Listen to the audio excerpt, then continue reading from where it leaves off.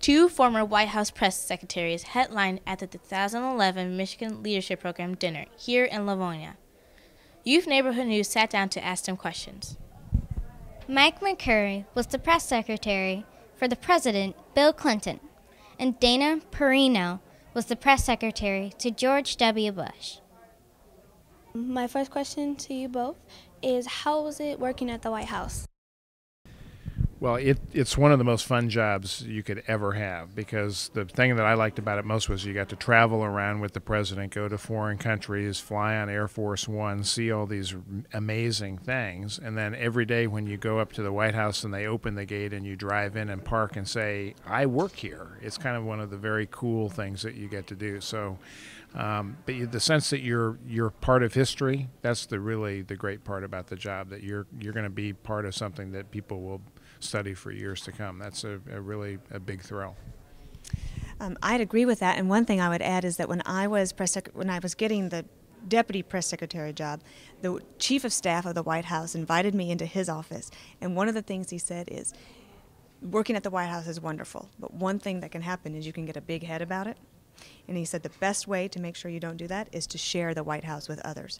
And so a lot of people would like to have a tour of the White House or get to come in for the briefing. So I always had the interns come in, and I'd spend some time with them, because it really was an experience to share. And also, as the second woman to hold the job as press secretary, I felt particularly proud of that, and representing all women and making sure that they knew that they could achieve the highest levels. And I got to work with all sorts of great people like Secretary Condi Rice, who really was an inspiration and a good friend in the long run too. How did you end up being press secretary, to both of you? Well, I was going to be a newspaper reporter when I graduated from college, and the job that I was supposed to get fell through, but I always liked politics, and because I knew a little bit about journalism and how to write a story, I volunteered for my first political campaign when I was a senior in college, and someone said, hey, can you write a press release? And I said, well, I think so. And so I did, and wrote the press release, and the guy who was running the campaign then said, good, you're going to be our press secretary now. And I said, what's a press secretary? I had no idea what the job was. But that was how I really was in the right place at the right time.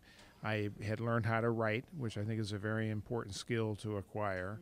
And I really was willing to volunteer and work hard and start at the bottom and work my way up. And so that's kind of how I eventually made it years later. I eventually got to work at the White House as press secretary. I had a very similar path, starting in journalism, then working on Capitol Hill. And then I came back to work for the Justice Department right after the attacks on September 11th of 2001. The one thing I would add to that is, in our culture today, we see American Idol, where you have an instant star. And 99.9% of the people in the world are never going to be an instant star. You have to work really hard and take the jobs that nobody else wants, and to not be afraid of working hard hours. I was a country music DJ for a while, from 2 a.m. to 6 a.m., making minimum wage. And it was hard. I did that while I was in college. But then eventually I worked my way up to be the deputy press secretary. And I was very happy being behind the scenes, but I always tell people, take that deputy job, because that's how I got to know President Bush.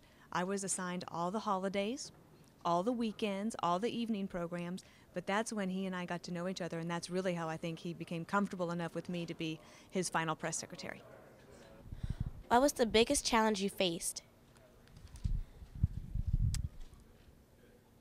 The biggest challenge I've faced, I believe I would have to say, was keeping up with all of the issues. If you've ever had a final exam, you study, you might go to class all semester, and then you'll study real hard for that test. Well, at the White House, when you're the press secretary, you have to study all the time, every day, as if the next day is your final exam, and you have no idea what the topic's going to be.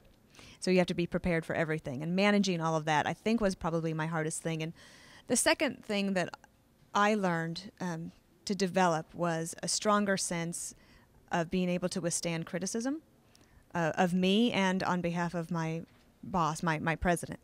And I think that actually is probably the thing that served me the best going forward.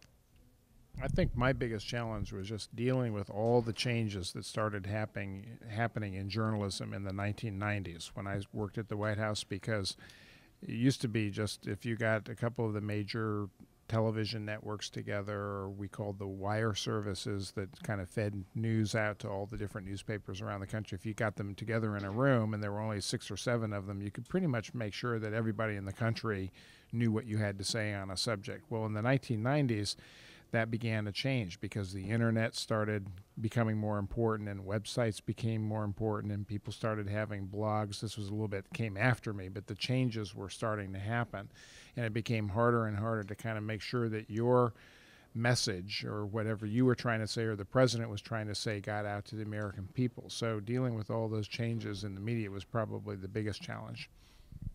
What advice do you have for young people aspiring to work in communications and politics? I have so many pieces of advice. I'm just going to pick one that I've always say, which is turn off the television and read.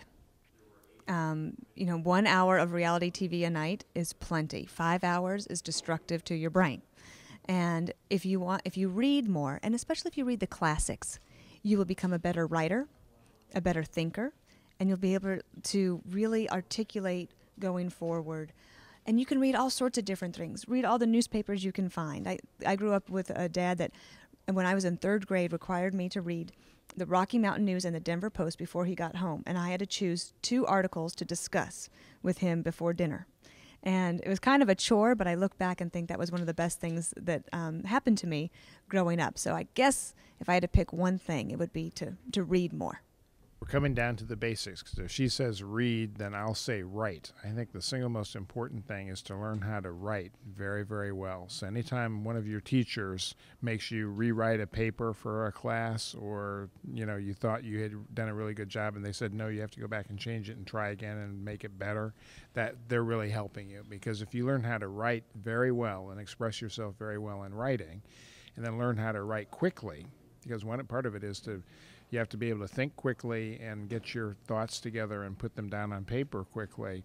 That's a really, really good skill to have. And this is, I don't mean texting, and I don't mean, like sending little notes to your friends. I mean really putting together whole paragraphs and whole sentences so that you can, put your thoughts down in a way that people can understand. I think that's probably the most important thing.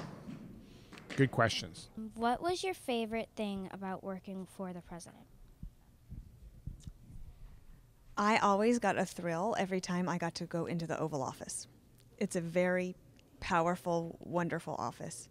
And I remember being able to go there with some people from South Sudan, what is now going to be South Sudan, and their wonderment at not just the architecture of the building, but what it meant, which was this is the center of the free world, and we have a responsibility to uphold. And I think that was probably the best thing, was that I got to go every day. And that same chief of staff that told me to share the White House also told me that every day before you walk in, say a little prayer of thanks that you get to be here and gratitude. And I always did, and it was a good way to start the day. My favorite thing was to travel to foreign countries with the president, because when you go to a foreign country and you meet with other presidents or kings and queens, which I got to shake a lot of hands of kings and queens and prime ministers and other people, that was a lot of fun.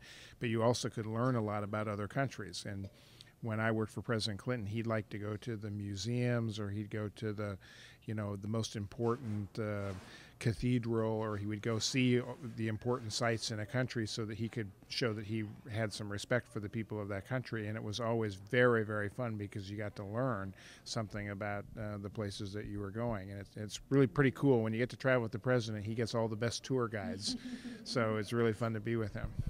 What was the average life of a secretary? Well, I will tell you that my day started at 4 a.m.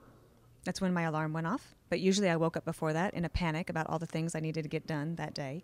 And I would be at the White House by 6:15 in the morning, because President Bush was an early bird, and he would get there at 6:45 in the morning. So I had to be there. But by the time I got there at 6:15, I had to have been prepared to answer questions about what might be in the news that day and what was coming up. So then we would just work all day long. We'd do the press briefing, which you see. But after the press briefing, it's all sorts of meetings that you get a chance to be a part of, and meeting with either foreign leaders or on important domestic policy issues like education and healthcare, labor issues, the environment and energy, and your brain is just filled all day long, and you never really have a chance to switch off, but you don't really want to when you're in it. So I think that I would say our days probably lasted from 4 a.m. till I went to bed about 9:30 p.m.